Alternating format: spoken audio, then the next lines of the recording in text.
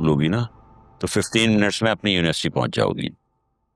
अब मैं खुद ड्राइव करके जाऊंगी। ऑफ कोर्स, अब तो तुम गाड़ी चलाती हो ना। जोया बाजी, आप बिल्कुल ठीक कह रही थी। क्या क्या हुआ? वो अकरम का दोस्त है ना, पुलिस वाला, उसने जुबैदा को सुल्तान के ऑफिस जाते हुए देख लिया। व्हाट्सएप पर पिक्चर्स भी भेजी हैं।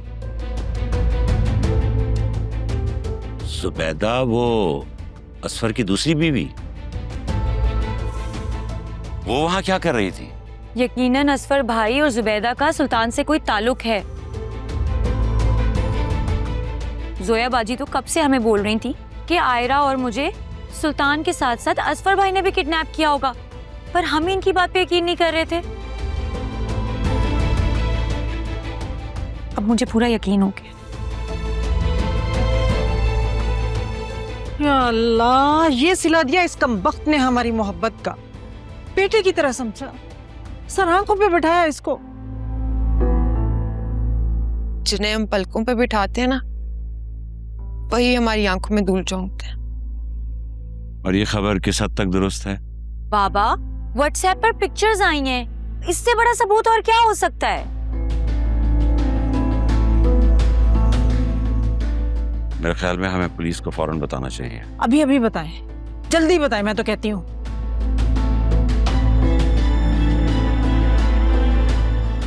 मेरे बेटे की जिंदगी हराम करके रख दी है इस आदमी ने। अम्मा, आप जज्बाती क्यों हो रही हैं?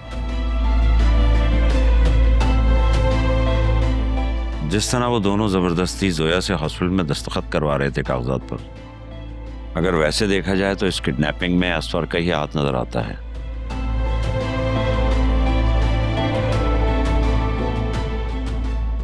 मेरा दिल शुरू से ही कहता था कि आयरा को जरूर असफर ने अगवा करवाया।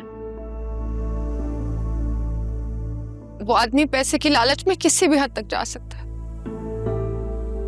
अब वो आयरा से मिलने की कोशिश करे ना, चाहे घर में और चाहे घर से बाहर, सख्ती से मना कर देना। कोई जरूरत नहीं मिलवाने की, कहना जाओ पहले कोर्ट का ऑर्डर लेकर आओ। मेरी तो अकल ही काम नहीं कर रही। क्या कोई बाप इतना भी गिर सकता है?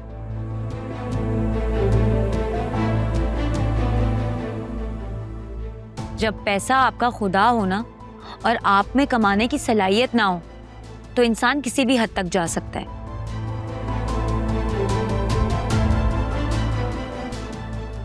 अब हमें और मोहतात रहना होगा, पहले से भी ज्यादा। और बाबा, आप प्लीज जल्दी से पुलिस को कॉल मिलाएं और सारी बात बता दें। हाँ ठीक है, मैं कॉल करता हूँ।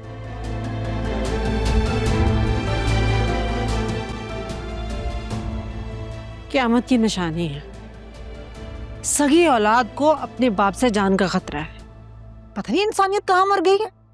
अम्मा, असफर की इंसानियत मरी नहीं, क्योंकि उसमें तो इंसानियत थी ही नहीं। वो तो बस झूठ, लालच और फरेब का पैकर था। सोया बाजी, अब आपके मुश्किल दिन जा चुके हैं। अब आप उनके बारे में सोच कर ना अपना दिल मत जलाएं। आपकी तो यूनिवर्सिटी स्टार्ट होने वाली है ना, अब आपकी जिंदगी का एक नया चैप्टर स्टार्ट हो जाएगा। बल्कि कहो नहीं, टेंशन शुरू होने वाली है। अम्मा क्यों परेशान हो रहे हैं? सब ठीक हो जाएगा ना? कैसे परेशान नहीं हो? सब ठीक हो जाएगा, सब ठीक हो जाएगा। कुछ भी ठीक नहीं हो रहा।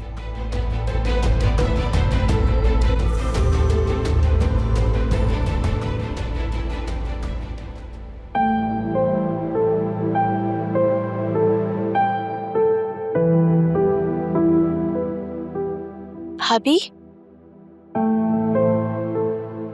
आपके पास तो इतनी प्यारी प्यारी नेल पेंट्स हैं, आप लगाती क्यों नहीं है? लगाती हूँ, लेकिन इनमें से मुझे कुछ ही कलर्स पसंद हैं। तुम्हें कोई अच्छा लग रहा है तो ले लो। मुझे वो डार्क कलर वाली।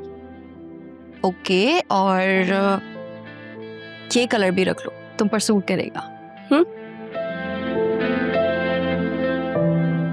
नहीं भाभी, वो तो बहुत एक्सपेंसिव है।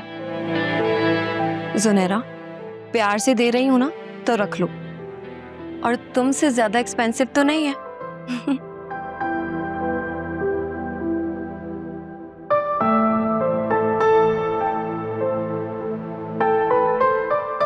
पिछले कुछ ही अरसे में मैंने अपनी इस घर में सारी इज्जत गंवा दी, और अब तो डाइवोर्स का दाग भी लगने लगा। जुनैरा, तुमने गलती जरूर की है, लेकिन इसका मतलब ये नहीं है कि तुम्हारी कोई सेल्फ रिस्पेक्ट या वैल्यू नहीं रही। तुम्हारी वैल्यू वही है जो तुम डिसाइड करोगी।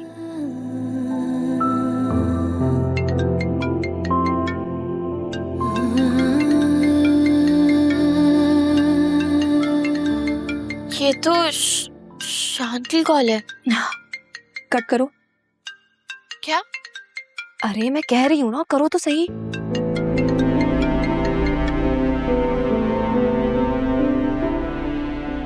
क्या बात करोगी तुम इससे?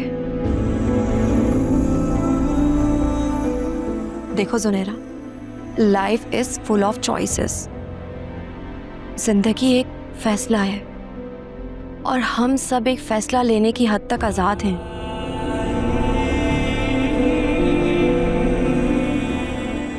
लेकिन जब हम ये फैसला ले लेते हैं तो ये आज़ादी खत्म हो जाती है, क्योंकि फैसले हम पर काबू पा लेते हैं। यानी जो फैसला मैं कर लूंगी वो मेरा फ्यूचर डिसाइड करेगा। एग्जैक्टली। तो जो भी बात करना सोच समझ कर करना, और याद रखना, इल्ज़ाम तराशी या मज़लूमियत का रोना आपको लाइफ में कुछ नहीं देता। इसलिए जो भी गलती की है उसे पूरे दिल से मानना।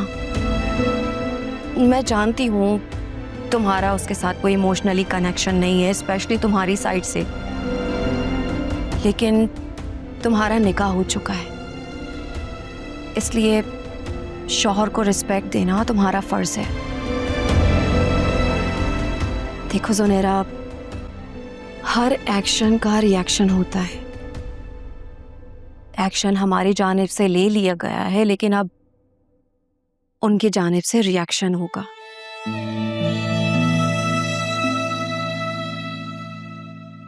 इसलिए अगर वो 2-4 बातें सुना भी दे तो प्लीज खामोशी से सुन लेना।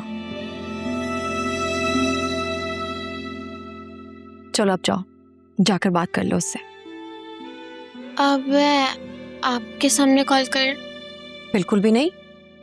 मियाँ बीवी को हमेशा अकेले में बात करनी चाहिए। मियाँ बीवी? हाँ, अब तुम मानो या ना मानो, हो तो तुम दोनों मियाँ बीवी ही ना। अगर उसने मुझसे बदतमीजी की, बहुत बुरा भला कहा तो? वो ऐसा लड़का नहीं है, वो बहुत समझदार मैच्योर है। और अगर वो 1-2 बातें सुनाए भी तो सुन लेना। अच्छा है उसका गुस्सा और दिल की भड़ास निकल के खत्म हो जाए। बादल हटते हैं तभी तो नीला आसमान नजर आता है। चलो अब जाओ, जाकर उससे बात कर लो।